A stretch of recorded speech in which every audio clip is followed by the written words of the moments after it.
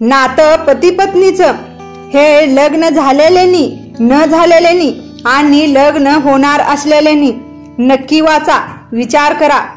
एका रात्री मी घरी आलो, ते मनाशी काही ठरवूनच. जेवताना मी तिचा हात हातात घेतला आणि म्हणालो, मला तुझ्याशी काही बोलायचं आहे. तिच्या डोळ्यात वेदना उमटली, तरीही ती शांतपणे जेवत होती. सगळे शब्द जुळवून मी तिला सांगितलं, मला घटस्फोट हवाय. तिने शांतपणे विचारलं, का? तिचा प्रश्न मी टाळला. ती भडकली. समोरचं ताट तिने भिरकावून दिलं. लग्न मोडायला नेमकं काय कारण आहे हे तिला जाणून घ्यायचं होतं. पण माझं मन दुसऱ्या स्त्रीवर आलंय हे मी तिला स्पष्टपणे सांगू शकत नव्हतो. माझा बँक बॅलन्स, कार, घर सगळं मी तिला देऊ केलं. पण ती समोर केलेल्या घटस्फोटाच्या कागदाचे तिने तुकडे केले. दुसऱ्या दिवशी तिने माझ्या समोर घटस्फोटाविषयीच्या अटीचा कागद समोर केला. तिला माझ्याकडून काहीही नको होते, फक्त 1 महिन्याची नोटीस हवी होती आणि या 1 महिन्यात दोघांनीही नॉर्मल राहावं अशी तिची इच्छा होती. तिची कारणे साधी होती. महिन्याभरात आमच्या मुलाची परीक्षा होती आणि त्याच्यावर काहीही परिणाम व्हायला नको होता. तिची आणखी एक अट होती. लग्नाच्या दिवशी मी तिला बेडरूम पर्यंत कसं उचलून नेलं होतं त्याप्रमाणे रोज महिनाभर तिला न्यायचं होतं, तशी तिची अटच होती. मला वाटलं तिला वेड लागलंय, पण महिना व्यवस्थित जावा यासाठी मी तिची अट मान्य केली. घटस्फोटाच्या विचारामुळे अनेक दिवस माझा पत्नीसोबतचा संपर्क झालेला नव्हता. त्यामुळे पहिल्या दिवशी बेडरूम पर्यंत तिला नेताना आम्ही दोघंही फार अवघडून गेलो. मी तिचा हात धरून बेडरूम पर्यंत नेताना माझ्या मुलाने बघितलं आणि त्याला फार आनंद झाला. दुसऱ्या दिवशी ती माझ्या छातीला टेकून होती. आपण आपल्या बायकोकडे बरेच दिवस नीट बघितलेलंच नाही हे मला जाणवलं आणि तिचा सहवास मला अचानक हवाहवासा वाटू लागला. आपण हिच्या बाबतीत असा अचानक निर्णय का घेतोय असा प्रश्न पडला.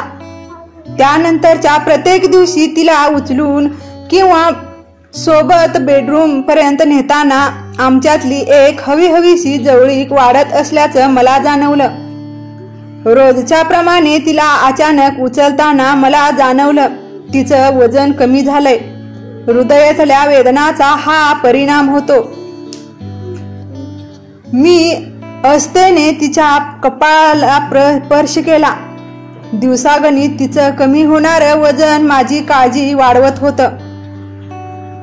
पण तिच्या अटीचं पालन करताना मला आंतरिक समाधान मिळत होतं. आमच्यातच काय घडतंय याची कल्पना नसतानाही आमचा मुलगा खूप खुश होता. आमच्यात दुरावा निर्माण झाला होता कारण आमच्यातली जवळीकच संपली होती, जी परत आयुष्यात येत होती.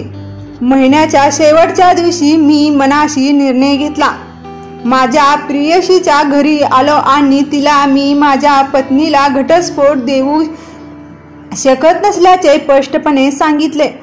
ती चिडली, संतापली, पण आता मला काहीच ऐकायचं नव्हतं. माझ्या प्रिय पत्नीचा हात मला आता मरेपर्यंत सोडायचा नव्हता. मी वेगाने कार चालवत घरी आलो. माझ्या चेहऱ्यावरचं हसू होतं. हातात फुलाचा गुच्छ होता. मी बेडरूम मध्ये पोहोचलो तर माझी प्रिय पत्नी बेडरूम मध्ये निष्प्राण पडलेली होती. मुलाला जवळ घेऊन मी अनावर रडत सुटलो. माझ्या प्रेमापायी तिने जीव दिला होता. ती असताना मी जे करायला हवं होतं केलं नाही. जे प्रेम, जी जवळीक तिला हवी होती ती मी तिला दिली नाही. आता अश्रू माझे परत आणू शकत नव्हते. पती पत्नीच्या नात्यात कार बंगला प्रियशी पैसा काहीही महत्वाचं नाही. महत्वाचं आहे ते प्रेम, जवळीक आणि विश्वास. वाचा आणि विचार करा, स्वतःला विचारा आणि वैवाहिक आयुष्य खरंच सुखाचे आहे. या कहाणीचा संदेश एकच संदेश आहे, जे आहे ते प्रेमात आहे. जे प्रेमाचे आहे ते प्राणपणाने सांभाळा, नाहीतर पश्चाताप.